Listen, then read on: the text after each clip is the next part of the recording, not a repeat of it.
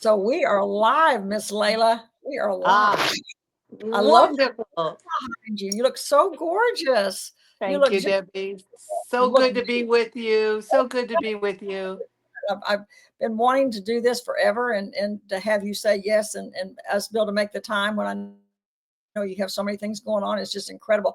Now this is perfect. So My anybody pleasure. who knows me, I Mhm. always have my phone, but we have to. I've got to look at it on here too because I do this through StreamYard, but I also watch my phone just so I can see different messages and things that might not show up here. They should So, show so up here. good to be with you. See, did you hear that? I heard it. Good old technology, right? But anyway, so Miss Right. Debbie is with us, Miss Debbie Morizzi. And so we'll wait a couple seconds here to get started, but Okay.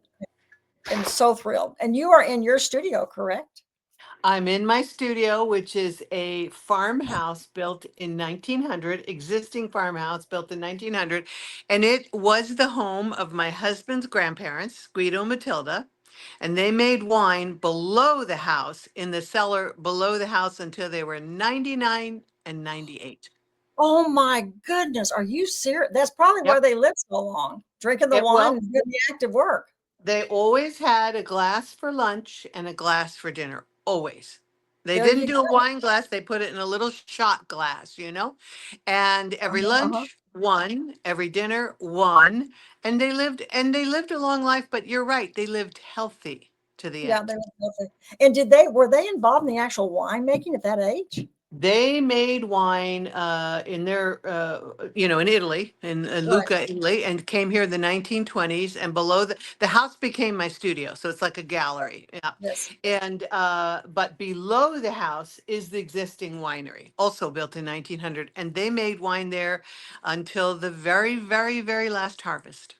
Oh my gosh, that's amazing. Yeah, Well, let's go ahead and yeah, get started. So, I'm Debbie you got. Saviano, and I am humbled that everyone's with us today as I have my guest, Layla Fanucci. And this is such an honor for me. And I'm just so thrilled to have this time for Layla to kind of share her story and her journey with us.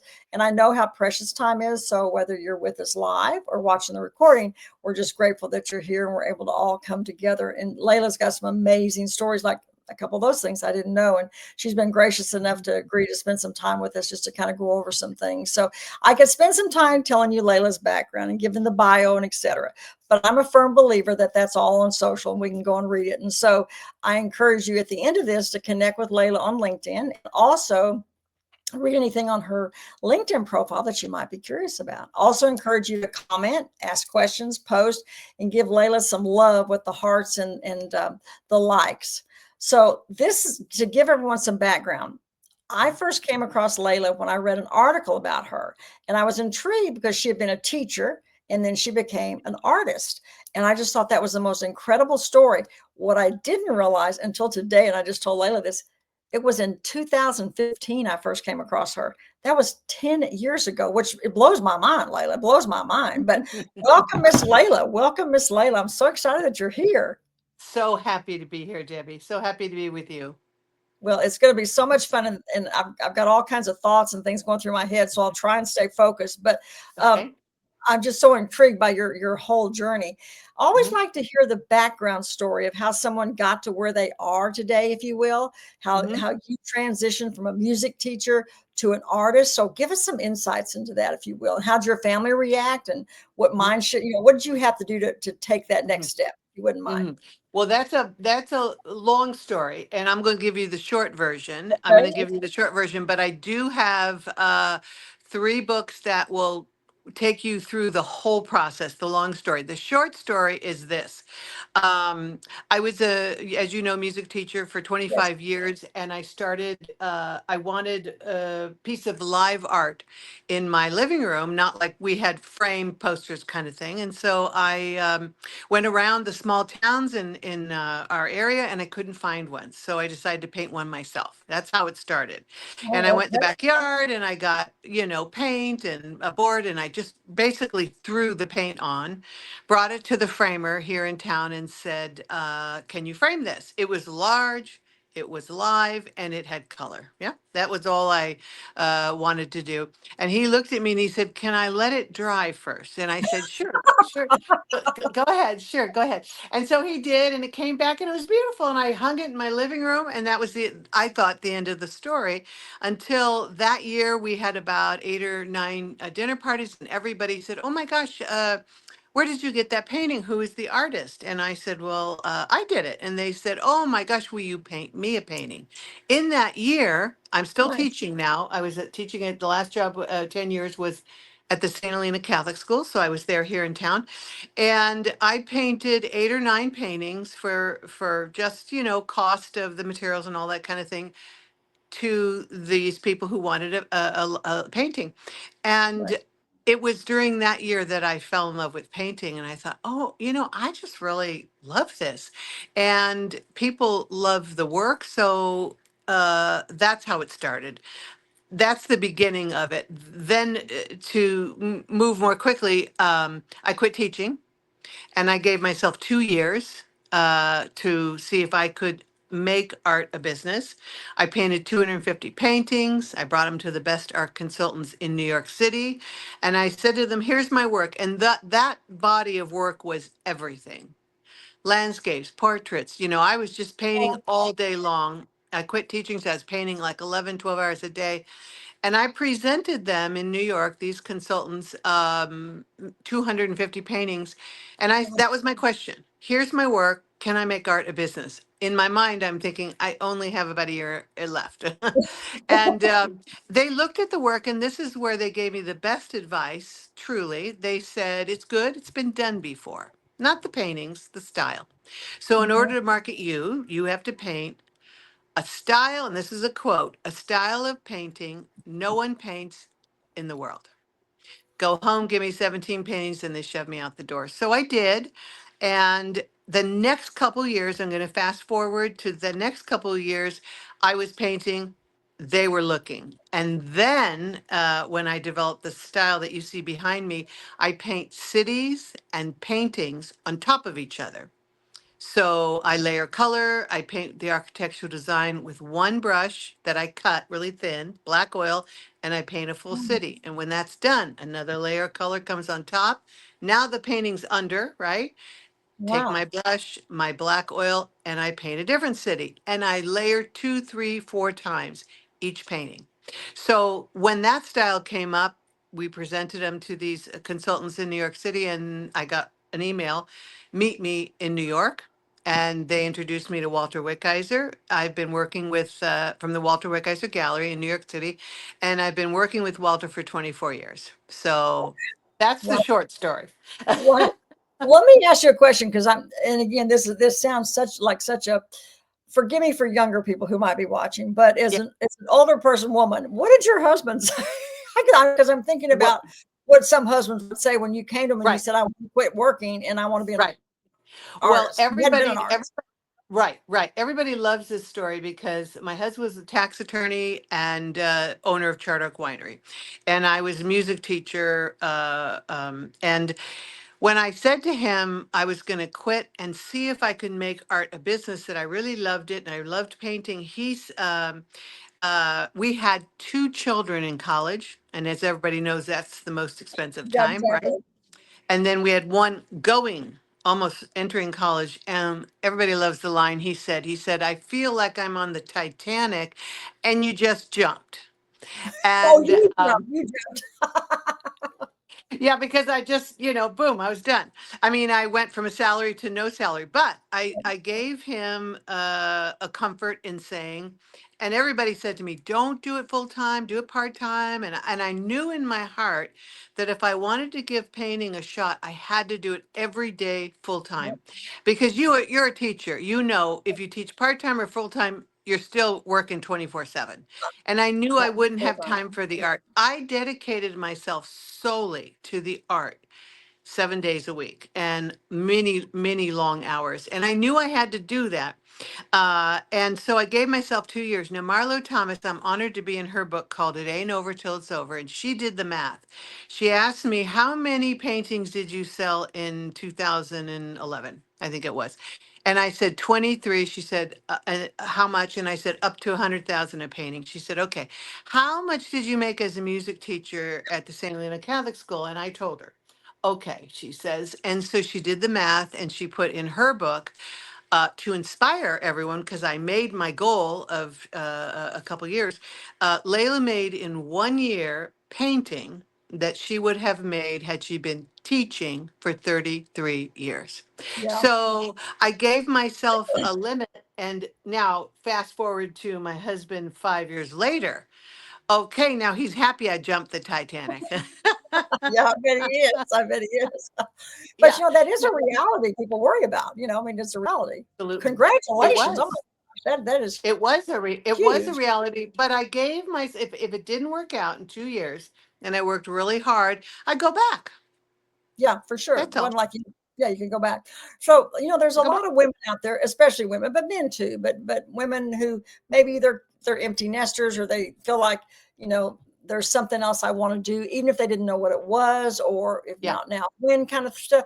What advice do you give those people? Because you did it and you were very successful, but what advice do you give people who maybe are still on the fence post and right. haven't taken the leap yet? I get that question a lot, and what I tell women and men and people is, you have to be in the right time, place, and space. So I had 3 children that were launching. They're going off, right? So I had the time. I was in my mid 40s. I had the time to dedicate to what I wanted to do. One lady said to me, I would love to write. I want to be a writer. And I said, how many children do you have? 4. How old are they? It was something like 3, 2, 1, is you have it's not the right place and time and space. You have to find what is the right time where you can really dedicate yourself. Like, I'm a believer you can do everything, just have to do it at the right time, right? Right, So for me, it was the right time because my children didn't need me anymore, right? right, And right, so at the time I focused, I produced, and I was able to launch. But if you asked me to do what that 10 years earlier, it wouldn't have happened. right, right. That's a good point there. That you have to be able to have the time because, like you said, you were painting 10 and 12 hours a day. I Yeah. mean, that's a huge shift from even as a teacher. A lot of times, or educator, you're working in spurts when you come home, but not 10 and 12 hours straight. All the way I across the was board. working long, long hours, but here's the best part about having a passion, something you love to do, something that is in your heart's calling. That 8 or 10 hours was like 20 minutes, and it's Yeah, still like that to this day. So when you do what you really love to do, it's not, I have these long hours to get through. It's like, what happened to that day, where's the ego? You Yeah. you mentioned you mentioned the art consultants. I mean, you went from being a music teacher to an artist, and I would think that Mhm. that's a whole new world as far as finding out and even, I mean, 2011. You said, I mean, how did you find the context? How did you know who to reach out to? How'd you Right. get your art out there to Right. market? Well, What were that's what you do? that's the hard part. My husband had a business person who knew someone in New York City that was a reputable consultant. And I like to say she was like Meryl Streep in Devil Wears Prada. Oh And wow, so I was quite a character, quite a character. And I went to meet her, and that's the one where I went with my book of 200 paintings up this creaky old elevator, up this French hotel in New York City, all by myself in Greenwich Village, yeah. And and I remember before not I remember being a little shocked because when I went in there, I thought we were going to go to like a business a room or something, and they said to me, oh, go up to her suite. And I thought, I'm going up this elevator going, what are you doing? You're going up a stranger's suite. You have no idea who this person is. Are you crazy? And I remember thinking, okay, what's the plan? If she's not a good person, And she opened the door, and she had, like, in the 60s, one of those bouffant hair. She was very, very business-like, very much like Meryl Streep in Devil Wears Prada. yeah, Anyway, Meryl Streep. oh, it was a funny experience, and she was very businesslike, and she's the one who told me, and others concurred. We can't market you unless you create a style no one's paint in the world. And I was in her on her couch in her suite thinking, I remember it. Well, how am I going to do that? You know, like paint Which something no one's painted in the world. I remember as she was talking, thinking, "Oh, I don't know how to do. Let me think about that." You know. but you shook your head and said, "Absolutely." No, I just Or did you just listened. take your I time just to go back and do it or what? I mean, what was the I time frame as listened far to as her. We mean when she was talking No, for no, I me? mean, when she said, "Go do it," what Oh, did she say? well, she asked me to send her 17 paintings in 4 months. I did. Okay, I painted them, sent them over. And as I'm painting them, I'm selling them on this side, so this is fine.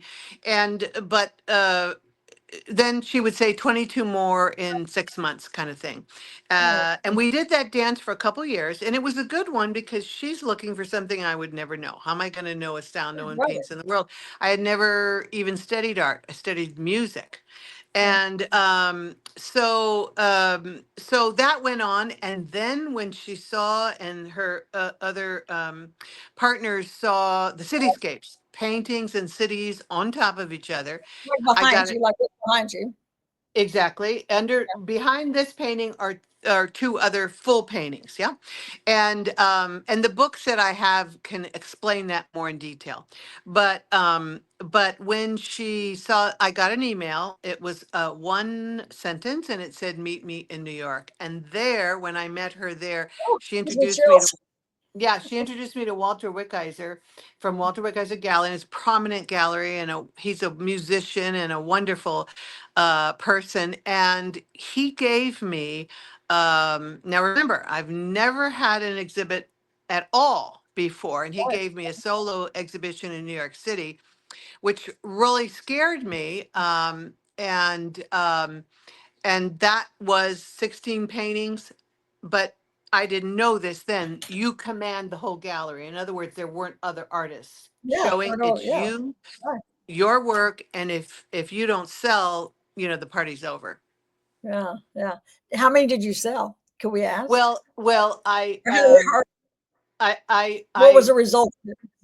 yeah, I was almost not going to do it because I talked to Walter. We talked about the whole thing, and I was going to do it. And then I got a message on my phone that said, "This is from one of the other partner consultants." And I rarely tell the story, but it's a good story to tell because the reason why I was not almost going to do it was for fear that I wouldn't sell. I didn't know, right? Yeah, And sure. so the message said, "Congratulations. Nobody gives a show to an artist who's starting out like this. This is a big show. It's like being on Broadway. And by the way, I want to let you know you command the whole gallery and everything is contingent on your sales.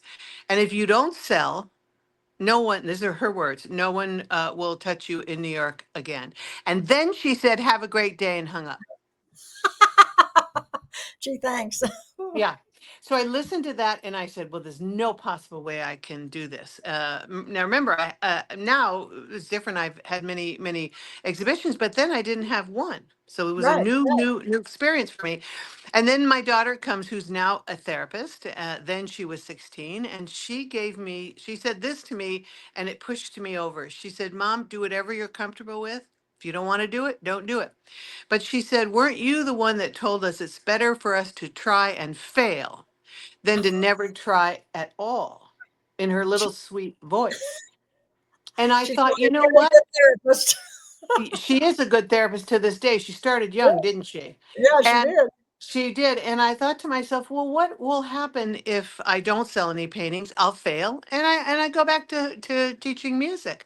So I did it very, very scared that time. Now here's how many I sold. I had 16 paintings in that my very first solo exhibition, only me, and my paintings, and in Walter's gallery, and I sold 9 of the 16.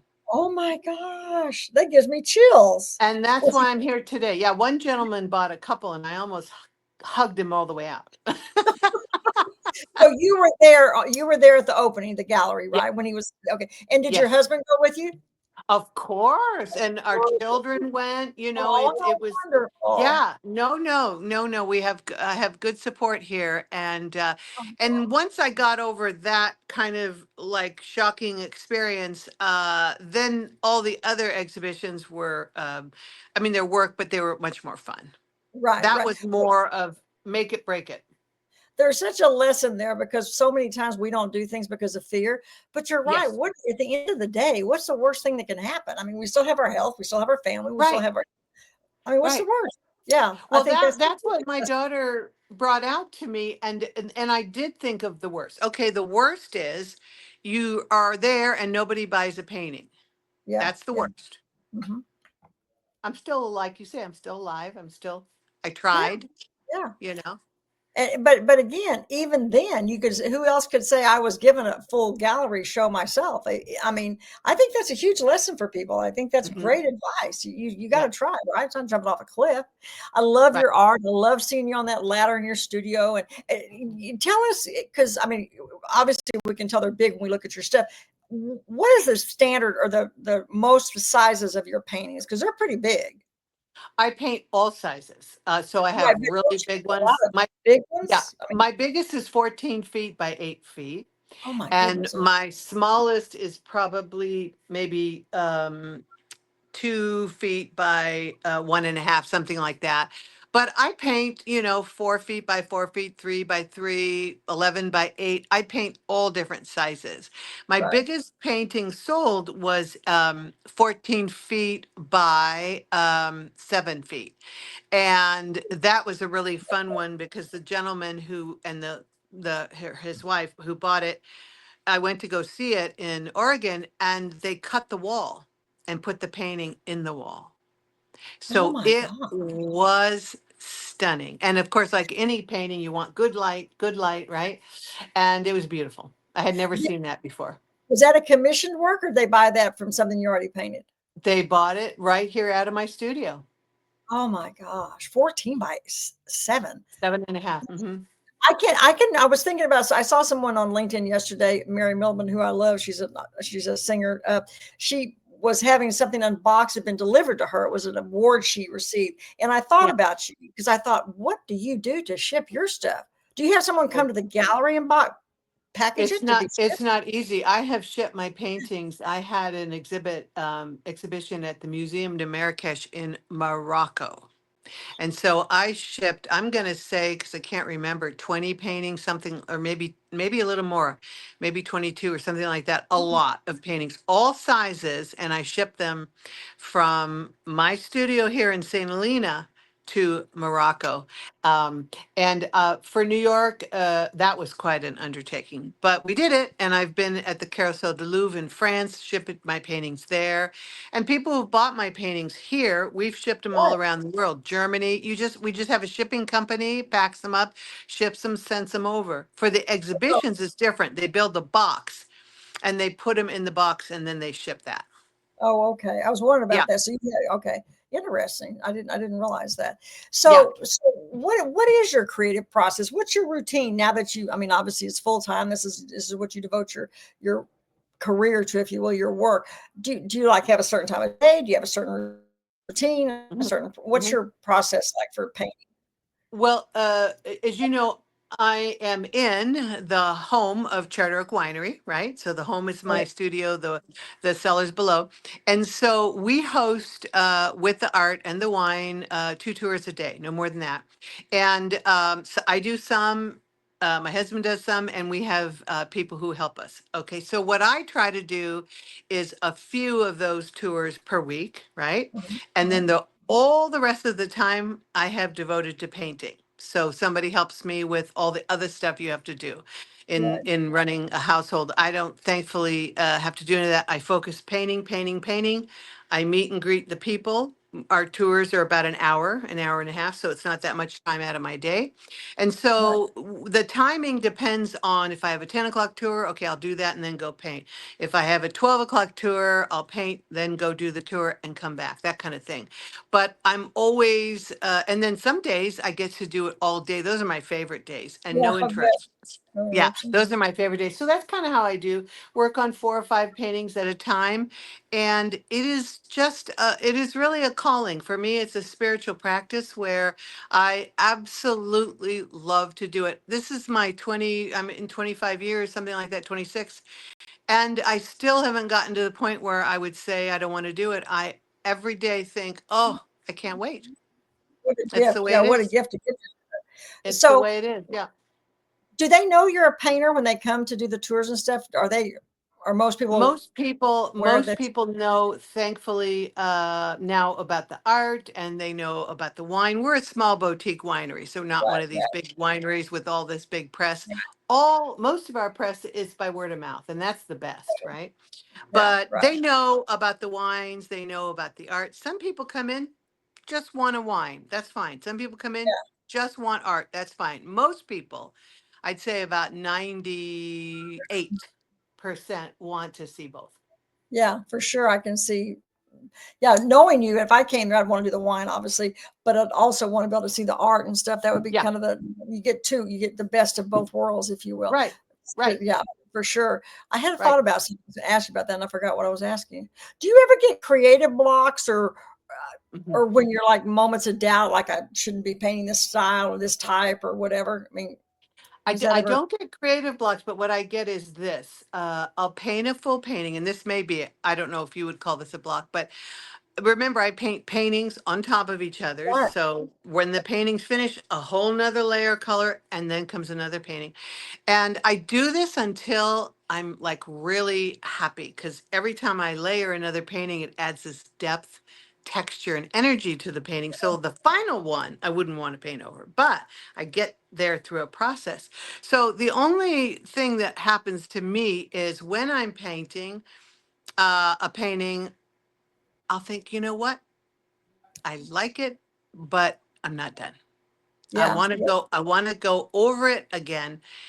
I want to go over it again with another painting. And sometimes well-meaning people will say, don't do it. And then I have to remind myself, listen to your gut. That's right. That's right. Yeah. Listen to your gut because you know when you're done.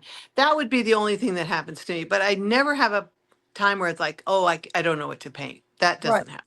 How Yeah. long does it take to dry? Or I guess it dries in stages, Long. right?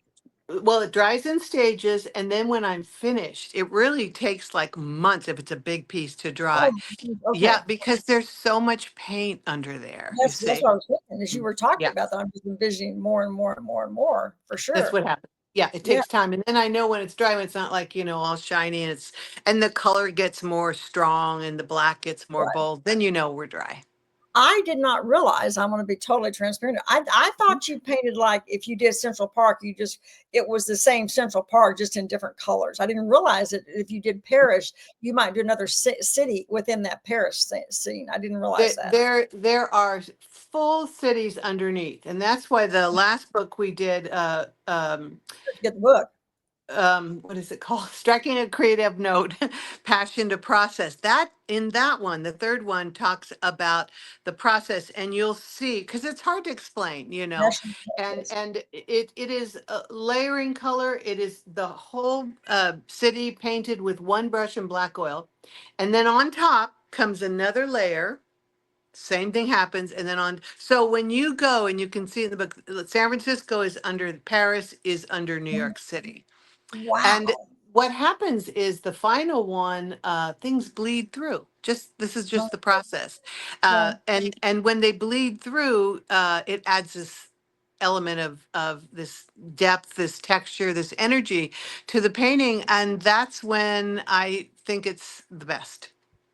Right. But you don't always get to control what bleeds through, right? No, that's the whole beauty Yeah, of it. that's the beauty of it. Yeah, that is the That's the beauty of beauty of it. it. Sometimes a It's lot almost like bleeds a through. divine Sometimes yeah, a little bleeds through. But right. each time it adds something to the painting. And for me, Absolutely. uh, I love that because I love when people say, "Oh, I see this in your painting, but yesterday I saw that," and because there's so many layers underneath. Right, yeah. Yeah, yeah. That is fascinating. Of all the things that you you've learned as an artist, what's probably been the most unexpected thing you've learned as being an artist or business person, whatever, but within that Mhm. genre that you're in? The most unexpected thing, I think it would be this, because you were a teacher and a principal, so you know Yes. that you have some kind of support system when you go to work every day. You have Yeah. teachers, you have, faculty, you have all this. But when you're an artist, maybe writing might be the same, maybe writing music, or I don't know. But for me, for painting, it's a solo proposition. And Yeah. so you have to be your own everything. Yeah. You have to do the artistic side, which artists love, but you also have to do the business side, with the PR and all that stuff. So I think the biggest eye-opening thing is nobody's going to come here and support your endeavor. You got to do it all by yourself. And you Yeah. got to present that to the world and see if the world is receptive or not. And that's why if I failed, I failed, right? But nobody's there to support you. Nobody's going to come in. Remember in the olden days, an artist used to create music or paintings, and then they had people who would go out and sell it. And that's not the Right. case. That's not the case now. You have to do everything. And that's why I have my own. I mean, I sell in New York City. I have my paintings in different venues, different wineries, but I opened up like my own gallery Right. because I had to do it myself. Yeah. So let me ask, so like Morocco and some of the places that you have had your Mhm. workshop, how did you get there? How did that happen? Did they reach out to It, you? How did that yep, work? yep. Everybody who has been a wonderful contact for me, they have seen my work and they reach out to me, Wow. and so there again, you have to decide what's a good business venture for you, what's not a Right. good business venture for you. You are the everything from that left brain and everything from the right brain. And most, like, Marlo reached out to me, CNN reached out to me. They see your work, and that's why I say do the work, present the work, and then what is going to happen is going to happen. And we Yeah. don't Yeah. have any guarantees. We don't have any Oh, guarantees. for sure.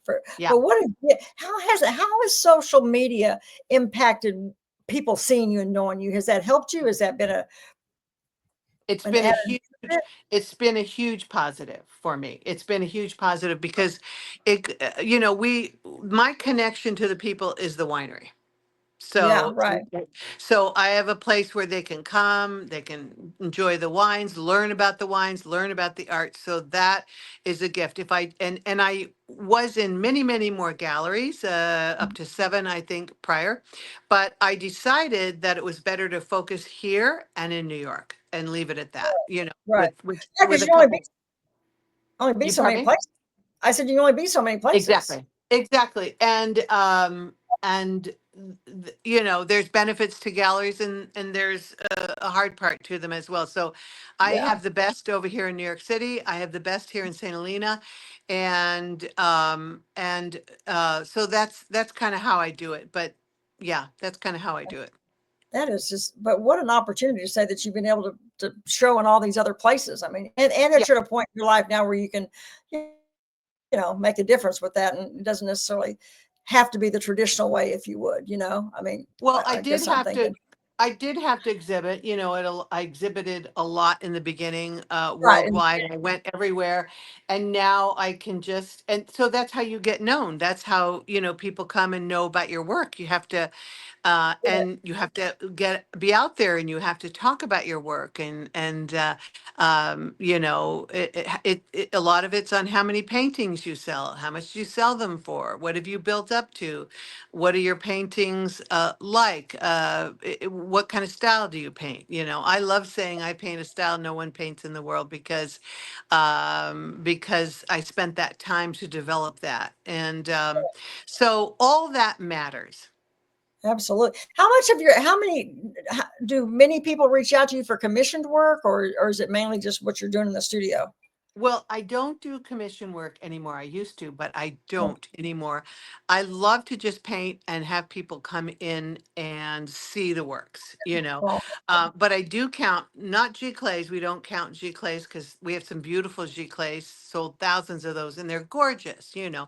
But right. originals, I've sold 488 to date of originals. And Wow. so we count every single one. I'm And making notes here, Layla. Sorry, yeah. I'm notes. 488. Um, Wow. Yeah, yeah. And the last one I sold, the last two I sold within the last couple months was 48 by 36, and that one sold for 124,000. And then one was 43 by 44, and that sold for 80,000. So we keep track of everything. We keep track of painting sales, exhibitions, books, all that kind of comes together. And and you can go out in the world and present all that. And I don't present it as anything other than the business side of it. There's Right, no right, other reason to do it other than the business side. This is what the facts are. right. So when did you pause, Mhm. look in the mirror, and say, I'm a successful artist? Well, I don't think, well, I didn't ever do that at one point. I think there's stages in the last 26 Okay. years where I thought, oh, I got to this goal. Ah, this is good.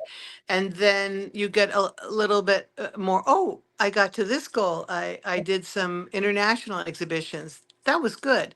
Oh, I wrote some beautiful books in New York City and with Marlo Thomas. That was good, you know. Oh, I've Right, sold 488. But that, so I think you just, for me, it was just stages that were built, and all of them are okay, a goal accomplished, a goal accomplished. It was never like, you know, I've arrived, because you, for right. me, You never arrive.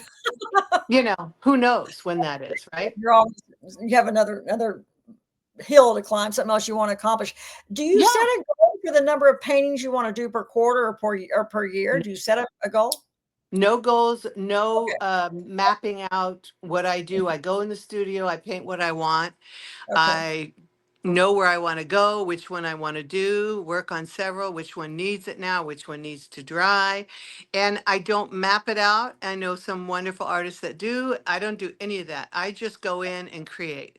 And Wow. to have that music background, where teacher background, where everything had to be planned, you know that, Yeah, right? exactly. Yeah, that's what Everything had to be planned, and you have to when you're dealing with children and all that. But this is a totally other side, and a joy for me not to plan yeah, and to no just kidding. go in and to do whatever I want. And there's the joy for me. You're the kind of off target topic, but not really. So you have this family winery, been in the business, your family, your husband's family forever. Mhm. You easily wouldn't need to do that, but obviously that's a love too, that you have both those loves, the art and the winery. That's a huge gift. Well, my husband just retired. He was a tax attorney for 46 years. He just retired, but his winemaking is made in a very artisan way. So his grandfather taught him.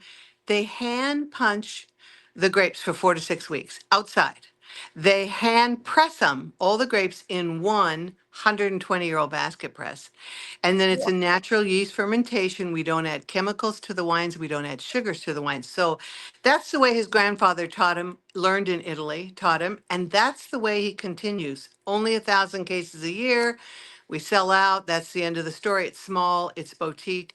But he doesn't make his wines in the traditional commercial way, right? With the big Right. tanks and all that. It's fermented outside. We don't add sugar to the wines. We don't add chemicals to the wines. So it's made in a very artisan way. And when Yeah. people see that 120-year-old basket press and they say, all the wine goes through this. And we say, yes. I like what one gentleman said. He said, you people are really either really smart or really crazy. I, I told him we're a little bit of both. Yeah, exactly. It's a natural balance. So where can people is it Charter Oak Winery? Is that where they'd go to Mhm. do the membership for the to be part of that? Charter, they just go to charteroakwine.com or Google Charter Oak Wine. Winery.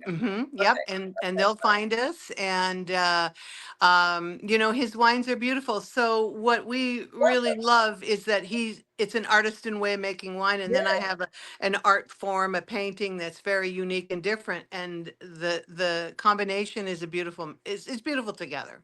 it is beautiful. I mean, that is just it's you could have one and be totally phenomenal, but to Right, have both of them and be a husband-wife team, I right, think is pretty unique. I mean, that in itself is pretty unique. Uh, right. and that he was a tax attorney, but yet he obviously still has much of the artisan in himself as well, that he wanted to do it the Yes, natural way like his grandfather did. Kudos he to did. It's Robert, right? Your husband's Robert? Robert, yep. Yeah. And he's been making wine with his grandfather since he was a young boy, and then our son and our daughters as well. And now we have a grandson, 5, and he's had this will be his third harvest. Yeah. Oh. And there you go. We start him I young. I've seen some of the stuff on LinkedIn that you do when you post the pictures of the the process and different things that's going through. It's just so, but I didn't realize it was all no sugar and totally natural. I must No have been chemicals added, thanks or no whatever. sugar. Yeah, that's Yeah, no sugars added. And for a lot of people, first of all, it tastes different. It's just that yes, beautiful fruit and a lot of love. Second yeah. of all, a lot of people get headaches from, is it sugar? Is it chemicals? We don't know. But they tell me they do not get headaches from Rob's wine. So that's all good. Well, because I love wine, I love the taste, but invariably I cannot tell you how many times it gives me a headache, and it doesn't really Yeah, matter what the level of the price point was on the bottle. I right, get headaches from it. Very rarely do I not. So maybe right, you could very well be onto something. Because so right. will you only just make 1,000 bottles? Is there plans to make more, or A is that the limit of? thousand cases, not a bottle. We make a I'm sorry, thousand 1,000 cases. Yeah, cases, yeah. yeah, I wrote. per Yeah, year. yeah, And he makes a couple Zins, a Cabernet Sauvignon, Petit Syrah, beautiful. And then he makes 2 blends. So we have 7 wines, all red. So if you like white wine, you got to go to the neighbor. Well, my friend Margot, who is from your area, and when I told her we were talking about this, and I told Yeah, her, she's, oh my gosh, I know Charter Oak Winery. And so it's got a very, very solid, amazing reputation. Obviously, I thank knew you. it because I met you, but too cool. So let's back up. So Mhm. we were talking about teachers, and I just know so many educators who are so talented, so gifted, and they finish teaching and they don't take some of those talents and gifts into the next chapter of their life, if you will. What advice would you give someone who might think they'd like to do it, but they haven't really done it? And Mhm. what about that next step? What would be something encouragement you could say to those people? Well, first of all, I'd have him do a little research with Marlo Thomas's book because she takes 60 women Yeah. and she gives examples of them doing them. One is in her 90s. Wow. And yeah, each Wow. of these women transferred to a new career, but also became very successful in their careers. And so that would be a really inspiring, I think, book to read. But I think that my feeling is we all have these callings and these heart callings in us, and we don't have it for everything. Like I love nurses, but I didn't have a calling for that. And I love, lawyers, but I didn't have a call. We have this calling inside. I wanted to teach, I wanted to do music, I wanted to do art, and we all have that. We're just not born with one, right? Right. And or you want to be a mom or whatever you want. I say just make the timing correct for you to succeed, and do the work, place it out there, and see where it goes, because that's really Right. all you can do. But you do have to do the work in that every single day. Whatever you're writing songs, you're writing a book, whatever you're doing, do it every day, and then present it once you have that package to present. My job was to present a style of painting no one paints, so I had that goal. Okay, well, let's figure this out. Let's see what that means. So I would give them to the experts. Okay. And then they directed me to my cityscapes, but I developed it in that pursuit. So I just would say, follow what's in your heart, work really hard, and put it out there. See what happens. I love I love the heart callings. That's a cool way to say that because I Yeah. do believe that. I always say in the quiet of the night, what is it that you want to do or next step that you haven't done yet? And I Yes. love the heart callings. That's really Yes. cool. Yeah, Do, it's pulling you. yeah. Do you journal? Do you meditate? Do you exercise? Do you have daily Yes. habits that you do before you start to get you in the mood, or is it just I, walk in that studio and I'm ready? well, I do. I definitely do pray. I definitely do meditate, and I do exercise. Right. I love to swim, and then I have three dogs that I need to walk, so that's good for me. Right. Um, but um, but I don't have a time schedule. I do it. My day is like, what's here today, and how can I get everything in? And Yeah, I yeah, usually get it all in, but it's all at different times.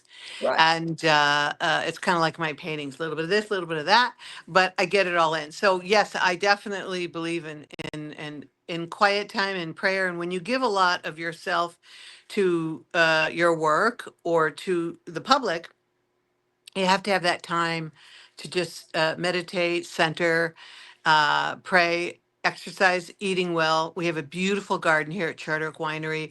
Lupita and Jose Hernandez, they do the garden. So grateful for them because we can just eat off the land, Yeah, and they do all the work. We just get to enjoy the beautiful oh, food at the end of the day. So all that's for me really important to center you and to be able to, like you said, keep going to the end. yeah. That's so I'd cool. love to So do it's that. it's Lupita and Lupita and Jose, they help us with the garden, and we have Debbie and Aura that help us with all the other work around here, cooking and cleaning and all that good stuff. And so we've got a really nice, beautiful team here. It does take a village. We've got a great team, and that's why things run smoothly, because everybody right. has their job, and we have my son-in-law who helps with the wine, right? And our children. So It's a family it, it affair for sure. it is a family affair. It is a family. Whether We it need be blood everybody. family or not blood, it's still a family affair. I That's don't care beautiful. if you're blood or not. As long as you work hard and you love us, I'm good. That's right. That's right. That's a family affair. That's for sure. A Family couple affair. a couple of weeks ago, you did a post on LinkedIn that was just, I mean, it was just so beautiful. It was the art and the music, and it's in your studio. And what inspired? Was there a reason that you did that, or a thinking behind that, or was it just, you know, Mhm. it Well, was such a moving post. yeah. Seriously. Yeah, yeah. Well, now remember, I was trained as a musician, right? Yes. And Yes. when I had my first solo show in New York City, some of the writers and the critics, which I found really interesting because I didn't know this, saw music in the works. So the people were the notes, they said, and the buildings were the staff and the G clef, F clef. They saw all this music in there, and when it was just so um shocking for me to take that music and bring it to the art. Now tell me again what your question was. I'm going blank a little bit. No, no. Remember you posted a couple weeks ago. You're Oh in your yeah, studio about the art. and you Yeah. had the Okay. piano. Yeah. You The talking about the healing. piano Yeah. teacher and Yeah. the So healing. yeah, Yes. yeah. No, that so what I was gonna say is that when I was younger and I was a musician, it was so healing for me, music and writing music and teaching music and playing at concerts. And then when I became an artist, it was so healing for me to paint. And then a lot of people saw the combination of the art and the music. All of that has been so healing. So when I saw the study, and there's many studies about art and music, and the part of the brain that it reaches that heals, like prayer or like meditation. And I'm an example of that. I felt that was so true. If I had all the money in the world, I would put art and music in the schools every day. Absolutely. When I was a Every principal, day because it's healing. Yes. absolutely. When I was a principal, I was very, thank you, Lord. I was very fortunate to have, we still have music and everything in the schools. I think it's a disaster. I think it's horrible that music and art has been taken out of schools. And that's a travesty, because you're Yeah. right. I mean, it is just so important. And I used to Yes. really, I had amazing music teachers and art teachers. Yes. And I think it's so important for children to have that opportunity. But we could go down a whole other rabbit path with that one. But Yes. I agree with you. I think it's Yes. so important. I think, but that So post, so healing. if you're listening to this, and I'll put the link in the comments later, but to go back and look at that post that Layla did, because it Yeah. was just, I must have watched it 5 times at different Yeah. times. I go because it just was so, to your point, it was so It's, healing. It was just, it's it kind of is. like you, yeah, it was just a beautiful post, a beautiful post.